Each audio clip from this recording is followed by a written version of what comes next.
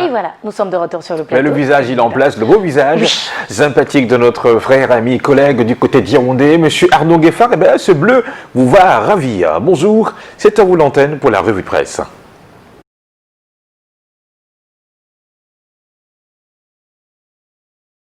Bonjour, c'est à vous l'antenne pour la revue de presse. Merci Thierry Carole, bonjour Patricia, madame, messieurs, bonjour, merci de nous retrouver en direct de Yaoundé pour la revue de presse, livraison 2 de la semaine. Commençons par le quotidien gouvernemental. Cameroun Tribune, le journal ce matin se situe dans la perspective d'atteinte de l'émergence avec de nouveaux piliers. La stratégie nationale de développement pour les 10 prochaines années a été lancée hier ici à Yaoundé, après écrit le journal des résultats mitigés du document de stratégie pour la croissance et l'emploi DSCE. Le nouvel instrument de planification met l'accent sur la transformation structurelle de notre pays, le capital humain, le bien-être, la promotion de l'emploi, l'insertion économique de la jeunesse et la décentralisation. Le journal Expression économique en kiosque ce matin aussi nous présente ce nouveau bébé de la politique économique du Cameroun après le document de stratégie pour la croissance et l'emploi DSCE. Voici le SND 30, le nouveau document programmatique présenté hier ici à Yaoundé, ambitionne de porter le Cameroun au rang des nouveaux pays émergents d'ici 2035 avec un taux de croissance de 8%. Pour y arriver, il faudra résorber le problème d'état civil si nombreux au Cameroun que nous présente ce matin le quotidien Mutation. Des chiffres révélés ce mardi, au moins 1 700 000 écoliers sans acte de naissance au Cameroun, ce que le journal de Georges Alain Boyomo appelle ce mardi à sa une des enfants fantômes. La plus grande partie dans les régions septentrionales et la région de l'Est. Les députés hier, au cours d'une séance plénière, ont débattu du sujet et s'engagent aux côtés d'autres acteurs institutionnels à porter le plaidoyer. Avec le journal Le Quotidien, intéressons-nous à cette performance historique. Elle nous vient du ministère de la fonction publique et de la réforme administrative. Cette performance présente 26 000 dossiers traités en 100 jours chrono, prouesse d'une institution au service des usagers. Un homme impulseur de cette dynamique, Joseph Anderson Lé. Il est le ministre il est le ministre justement de la fonction publique et de la réforme administrative. Les fêtes de fin d'année et les élections régionales s'annoncent. Le journal Le Pélican y met un point d'honneur ce matin, rendant compte de la conférence semestrielle des gouverneurs commencée hier ici à Yaoundé. Le ministre de l'administration territoriale, en ouvrant les travaux hier, justement, a prescrit pour ces deux événements majeurs la vigilance et l'anticipation. Le quotidien Réalité Plus est dans le même sens, dans son style atypique. Le journal de Paul Ngouaré qui dit écrit « Tant pis pour ceux qui tenteront de troubler les régionales et les fêtes de fin d'année comme une alerte éventuelle des fauteurs de troubles. Les gouverneurs seront sans pitié. » Lumière sur un ancien gouverneur, un homme de commandement qui ne brille plus que par ses écrits. Le journal New Watch fait focus ce matin sur l'ancien gouverneur de la région du Nord-Ouest, Abakar Ahmad, une interview exclusive sans langue de bois à travers laquelle il déballe pas mal de choses relatives à son expérience. Un autre homme à la une de l'hebdomadaire bilingue L'Avenir, une interrogation pour frayer du chemin vers une présentation du maire de la ville de Yaoundé, puisqu'il s'agit de lui qui est vraiment Luc Messi Atangana. Depuis son élection il y a 8 mois, il imprime peu à peu sa marque pour rester sur la voie de la construction de la cité capitale, commencée par ses illustres prédécesseurs. prédécesseurs. Avec le quotidien Le Jour, prenons la direction de Betareoya pour parler de cette concession forestière qui divise. Les populations ayant goûté aux prémices des forêts communautaires s'opposent à la création d'une unité forestière d'aménagement et l'autorité administrative départementale tente le forcing, mais la résistance des riverains est forte, écrit Claude Todium du quotidien Le Jour. Les petites et moyennes entreprises vedettes du journal La Bonne Info, parution de ce mardi. Le journal voit l'œuvre du ministre des Finances sur ce secteur promoteur au Cameroun. Lui-Paul Motazé révèle les PME, écrit le journal, justement le fait de mettre à disposition 50 milliards de francs CFA, une enveloppe qui permettra d'achever des chantiers, des structures en cours. Cela passe aussi par la décentralisation. Le journal L'Albatros nous informe que dans le processus de cette décentralisation, le maire Célestine Ketcha-Cortez, l'ancien maire Célestine Ketcha-Cortez vient de lancer l'appel du département du Ndé. C'était à l'occasion de la célébration des 38 ans de renouvelé dans la sobriété, tel que prescrit par le président national et réitéré par le secrétaire général du comité central du RDPC. L'éveil républicain fait un zoom sur le contrôle systématique du domaine privé de l'État. Constat fait par le journal, il y a un cabinet noir constitué pour torpiller l'initiative du ministre des Domaines, du Cadastre et des Affaires foncières. Henri Ebeye a ici, malgré cela, affiche une détermination et une sérénité extraordinaire. Pleine phare sur le plan triennal spécial jeune, le bi-hebdomadaire. L'étudiant exalte dans son édition de ce mardi matin le ministre de la Jeunesse et de l'Éducation civique qui vient de présider à Tchan la cérémonie de remise des équipements d'installation aux jeunes bénéficiaires locaux de ce programme, notamment les kits de réarmement moral, civique et de l'entrepreneuriat. Pour le journal, c'est cela passé de la parole à l'acte. Le journal Sa Presse questionne aujourd'hui le regard des autorités sur le secteur des transports. Pas comme les autres, il s'agit du transport des marchandises. Le journal présente le ras-le-bol des conducteurs qui se demandent à quand la fin des tracasseries sur la route.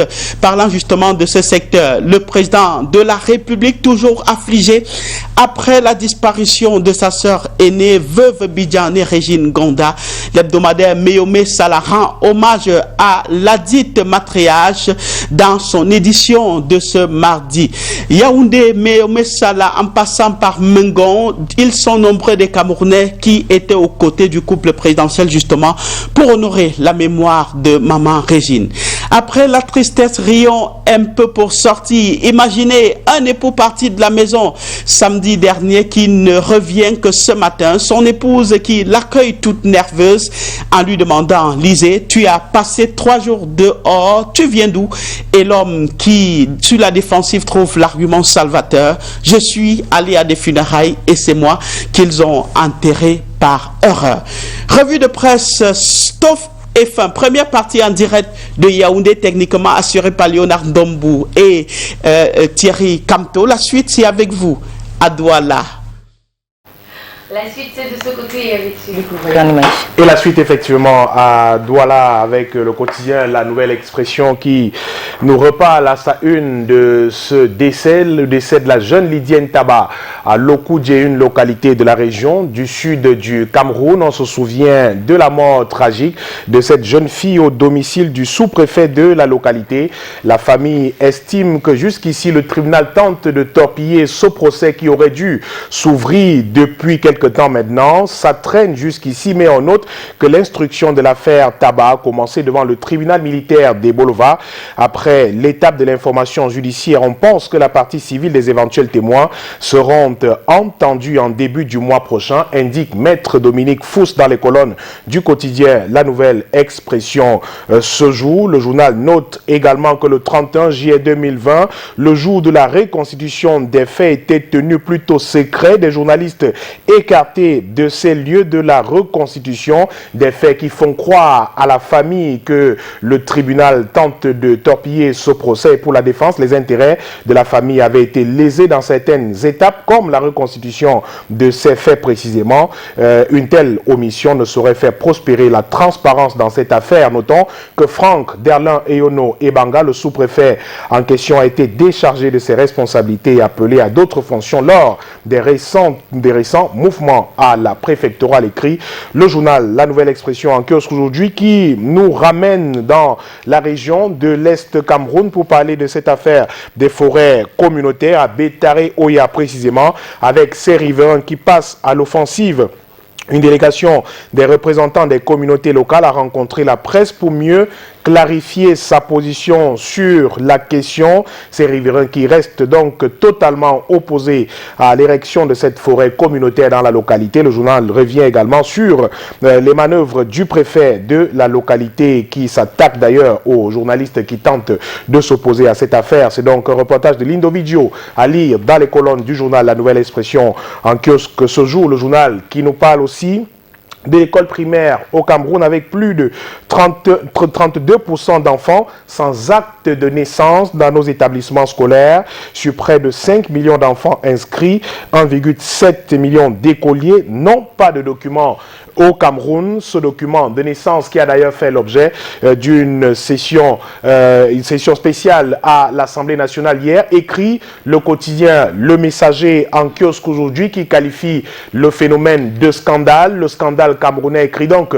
le quotidien Le Messager au sujet de cette affaire. 32 enfants sur 100 ne disposent pas de ce document dans notre pays. Une séance plénière qui a tablé donc sur cette question hier. L'espoir est d'arriver à l'établissement de cet acte de naissance, ce document de naissance à tous les enfants dans notre pays. Des chiffres font froid dans le dos. Plus de 40 000 enfants dans la région de l'extrême nord ont eu du mal à présenter leur certificat d'études primaires pour défaut d'acte de naissance et plus de 378 000 enfants du cycle primaire n'ont pas d'acte de naissance également. Les couloirs de l'hémicycle de Ngouakele ont bougé hier, surtout de cette question. Des statistiques également du BUNEC sont présentées par le journal Le Messager en kiosque aujourd'hui, le journal qui a également choisi des extraits des propos de la députée du Parti camerounais pour la réconciliation nationale, Nouran Foting, qui revendique l'établissement gratuit de l'acte de naissance pour les familles camerounaises.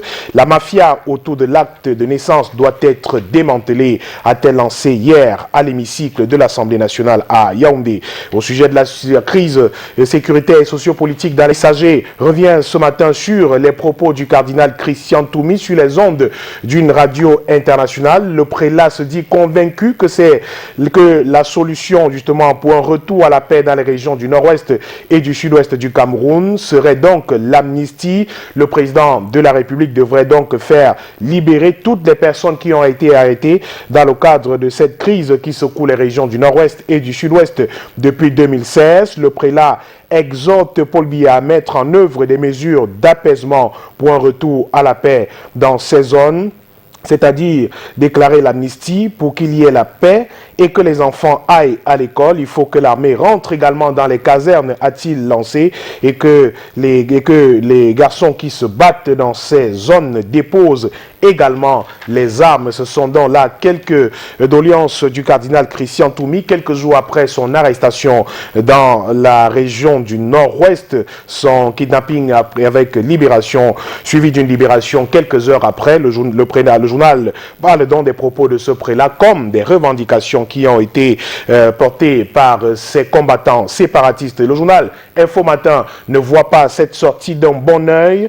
Le journal voit plutôt une sorte de chantage en cette sortie, une chantage orchestré par des combattants séparatistes vis-à-vis du gouvernement camerounais. Et le journal écrit que là, une bonne partie de l'opinion aura du mal à suivre le cardinal Christian Toumi. C'est lorsqu'il évoque justement l'apaisement à travers une amnistie, une approche qui voudrait que le président de la République fasse libérer tous ceux qui ont pris les armes pour remettre en cause la forme de l'État avec à la clé des centaines de morts, une véritable prime au crime, écrit Info Matin, susceptible de donner des idées aux scélérats de tout poil et à moins de vouloir se lancer dans une surenchère politicienne. Le journal écrit que le pouvoir tient jusqu'ici ses engagements. Il n'en paraît pas de même pour les combattants séparatistes nommés ambazoniens qui, eux, continuent de semer la terreur dans ces régions du nord-ouest et du sud-ouest du Cameroun. Mais comment se tiendront donc les élections régionales dans cette partie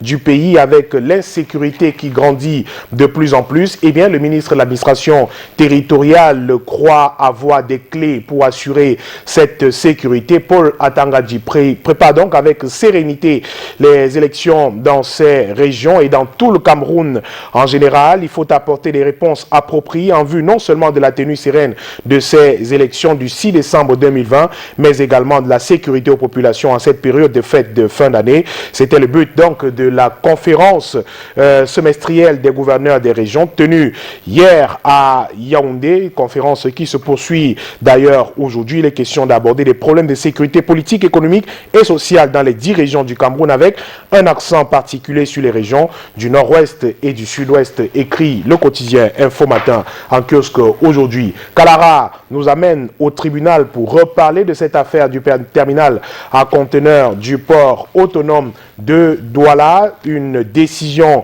arbitrale rendue à Paris condamne le port autonome de Douala à verser d'importants dommages et intérêts au groupement APM Terminal BV Bolloré SA après avoir jugé que l'autorité portuaire camerounaise avait torpillé le processus de recrutement d'un nouvel opérateur du terminal à conteneurs. Retour donc sur les précédentes défaites judiciaires du port autonome de Douala dans son conflit avec DIT. Le journal retrace donc cette bataille entre le port autonome de Douala et le groupement APM Terminal BV Bolloré, propriétaire de DIT, qui est donc né, ce conflit, de la procédure d'appel d'offres internationale en 2 phases lancée par l'organisme portuaire en vue de recruter un nouvel opérateur du terminal à conteneurs de Douala. La concession, alors en vigueur, devant expirer le 31 décembre 2020, de péripéties en péripéties, on en arrive donc à une nouvelle décision rendue par la Chambre de commerce internationale de Paris. Le journal Kalara nous fait revivre donc toute cette affaire dans ses colonnes ce jour, ainsi qu'il reste au tribunal pour nous reparler de cette affaire Edgar Alain Mbungo et le tribunal criminel spécial qui écarte plus de 21 témoins de l'ancien ministre de la Défense qui ont été recalés par les juges et les avocats de Mbungo qui décrivent les vices de procédure dans son procès. Ils ont présenté aux juges les supposées irrégularités et violations de la loi ayant émaillé l'enquête policière, ainsi que l'information judiciaire, la légèreté des officiers de police judiciaire, les perquisitions et saisies fantaisistes de tout le patrimoine de l'ex-ministre, des auditions par embuscade. Ce sont donc quelques revendications portées par les avocats de l'ancien ministre de la Défense, aujourd'hui écroué à la prison centrale de Konengi à Yaoundé, et un autre ancien membre du gouvernement ou alors ancien directeur général Amadou Vamoulke qui était également au tribunal une fois de plus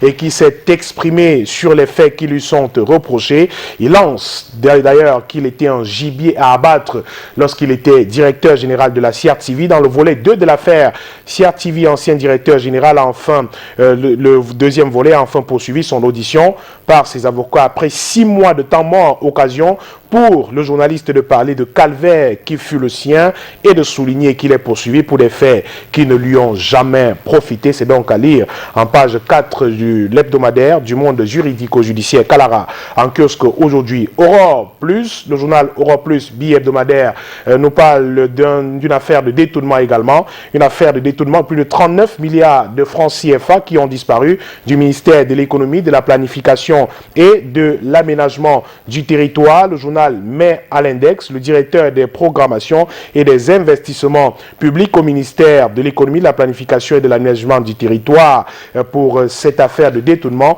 de près de 39 milliards de francs CFA depuis l'année 2018. C'est à lire dans le journal de Michel Michaud-Moussala en kiosque aujourd'hui, qui parle aussi d'insécurité et de la circulation des armes au Cameroun, plus de 30 000 armes légères et de petits calibres en circulation dans notre pays. Ce chiffre a triplé en l'espace d'une décennie pour diverses raisons, dont les différentes zones de conflit nées dans l'intervalle, notamment dans les régions septentrionales du Cameroun à cause de la secte islamiste Boko Haram, venue du Nigeria voisin, à l'est du pays avec des rebelles centrafricains également, au nord-ouest et au sud-ouest du Cameroun, écrit le billet hebdomadaire Europe Plus en kiosque aujourd'hui. Vision économique nous parle d'économie, justement avec le budget programme une solide enveloppe pour booster la croissance au Cameroun. Pour les 3 prochains exercices, le gouvernement table sur une croissance projetée à 3% en moyenne dans le but de retrouver l'équilibre des finances publiques et de réduire son déficit budgétaire, écrit le journal Vision économique en kiosque aujourd'hui, qui nous parle également du port en eau profonde de Kribi, une grande réalisation du président de la République pour faciliter le trafic maritime frontalier. Le journal nous parle de l'exploitation de ce port polyvalent, des contraintes sociales et environnementales qui peuvent également constituer un frein à l'épanouissement de ce port. C'est donc à retrouver en page 3 du journal Vision économique en kiosque aujourd'hui. On termine avec le journal Performance qui donne la parole au maréchal du Tchad. Il s'agit bien du président Idriss Déby Itno qui repasse en revue l'actualité politique, sociale, économique de son pays dans un entretien accordé au journal Performance, l'hebdomadaire bilingue de l'économie, également en kiosque ce mardi.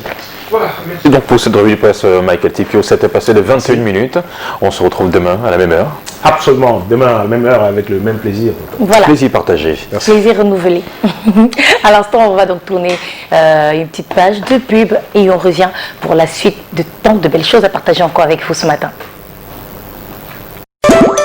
Bienvenue dans la grande famille Milo. Milo, ce sont ces yaourts à boire pour adolescents, pour adultes. Milo, ce sont aussi ces yaourts brassés avec sa cuillère. Brassé amincissant, brassé non sucré pour diabétiques et brassé céréales. Le bon vieux d'altéré. Chez Milo, les boissons lactées ne sont pas en reste, ainsi que les boissons rafraîchissantes. Tous les parfums à votre disposition. Nature, vanille, fraise. Avec Milo, maintenez toujours l'équilibre de votre santé.